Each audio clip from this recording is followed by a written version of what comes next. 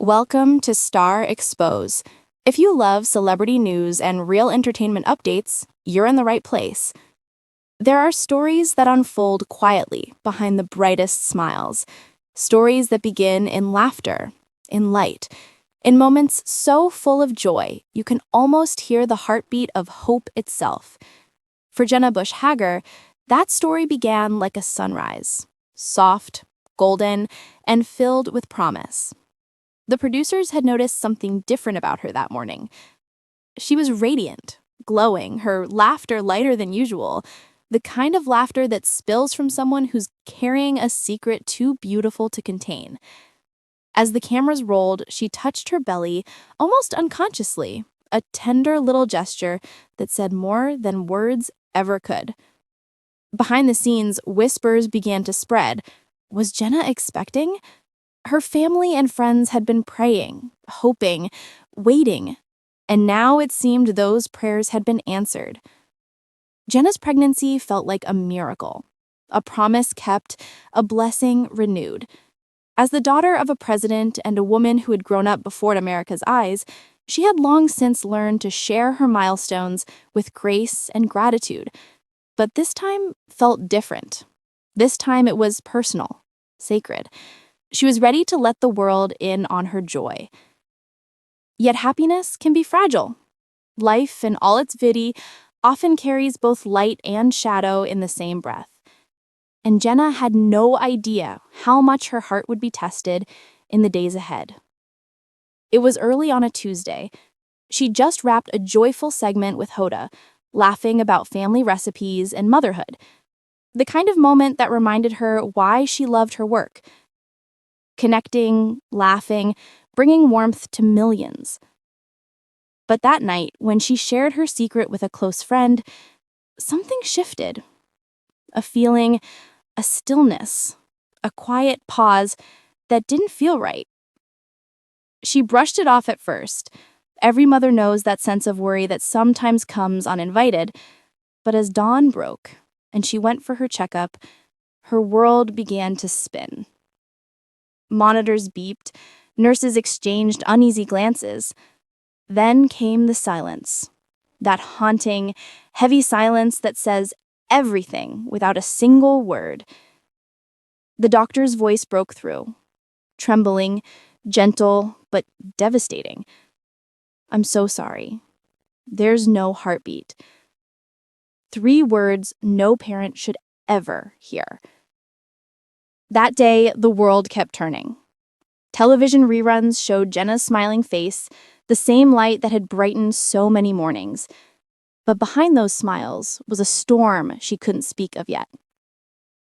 In the days that followed, she and her husband Henry retreated from the public eye. They cried in the quiet hours, whispered prayers into the night, and clung to each other with the kind of love that only loss can forge. Witnesses said she walked like glass, fragile, transparent, beautiful, but always one wrong move away from shattering. Still, she found a way to keep breathing, writing. In the stillness of grief, Jenna began to write letters, not for the world, not for a book, but for her baby.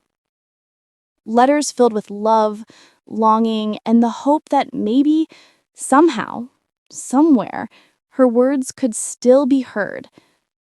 Those letters became her lifeline. She once said that when faith wasn't enough, those words were. That through them, she found a strange kind of peace. Faith had always been Jenna's compass. Raised in a family where prayer came as naturally as breathing, she had always believed in God's goodness.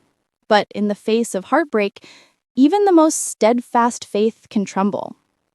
She questioned everything: her body, her purpose, even the fairness of hope itself. Why give me this gift, only to take it away? And then came her mother's quiet wisdom, the kind of comfort only a mother can give. Laura Bush reminded her that even when we can't see the purpose, even when it hurts beyond reason, grace is still there. Sometimes grace doesn't come as joy. Sometimes it comes as endurance. In time, Jenna began to understand. Faith isn't about being untouched by pain. It's about walking through it and still choosing love on the other side. When she returned to the Today set weeks later, viewers could feel something had changed. Her laughter was still there, but it was softer now, deeper. Her words carried a new weight, a gravity that only comes from having been broken and remade. That day, her hands trembling, she finally shared her truth.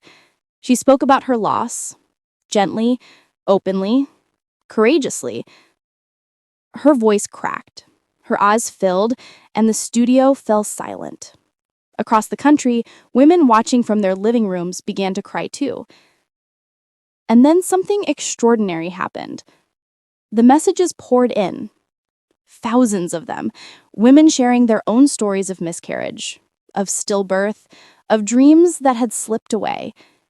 In her vulnerability, she had given them permission to speak. "I thought I was alone," she said later, "until I spoke." Through her pain, she had sparked something powerful, a community of shared grief and healing. Her honesty reminded the world that even the most radiant lives can carry unseen scars, and that's what makes them real. Producers soon approached her with an idea, a primetime special, a chance to tell her story to millions. But Jenna said no. She didn't want to turn pain into spectacle. Some things, she said, are sacred. Some grief belongs only to the heart that bears That it. refusal to commercialize her suffering made her story even more powerful. For many women of her mother's generation, those letters she wrote to her unborn child became a symbol of hope, a reminder that love doesn't end when life does, that the bond between a mother and her child exists beyond words, beyond time, beyond heartbeat. When Jenna finally spoke publicly again about her experience, she did so not as a television host, not as a former first daughter, but as a mother, raw, human, and healing. She reminded her audience that behind every polished face, there's a story. Behind every smile, a struggle. No one can truly grasp the ache of losing a child unless they've lived it. For Jenna, it wasn't just the end of a pregnancy, it was the loss of a future she had already begun to dream about. But through it all, she never stopped loving. Her daughters, Mila and Poppy, became her anchors, her reason to smile again.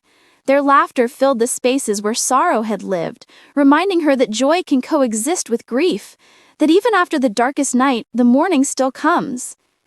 Today, when Jenna talks about motherhood, her words ring with a new kind of wisdom. She says it's not just about nurturing life, it's about surviving loss, cherishing what remains, and finding beauty in imperfection.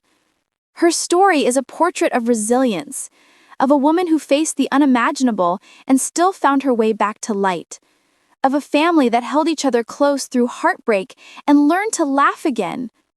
And perhaps that's the truest part of Jenna Bush Hager's journey, that her strength was never in pretending to be unbreakable. It was in breaking and still choosing to love. So when she smiles now, it's different.